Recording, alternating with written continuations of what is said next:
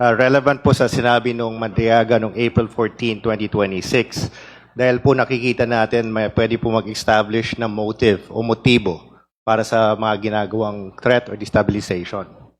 Ang pagbabanta po sa buhay ng ating presidente ay hindi lang isolated incident.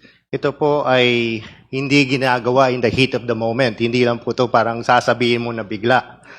Mukhang ito po ay may isang extraordinary measure na ginagawa at ito po ang binanggit nga ni Madriaga doon sa kanyang testimony at kung hindi po bababa ang Presidente BBM. Nais ko lang po ipaalala at saka masabi sa ating mga kasamahan na ang pinakamakikinabang po dito sa kung mamatay ang ating Presidente ay ang Vice Presidente. Dahil sa ilalim po ng konstitusyon, siya po ang aangat at magiging Pangulo. So ito po ang isa sa troubling motive ng ating pinag-uusapan ngayon. At ito po ang siguro ang end result na gusto nila mangyari. Madam Chair.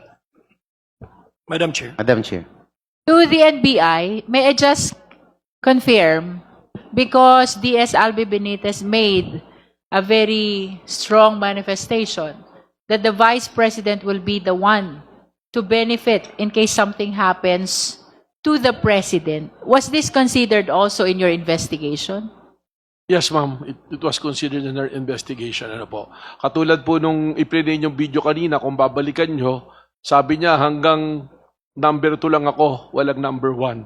So we consider that is a statement that she is longing to be the number 1. All right. That is for the record.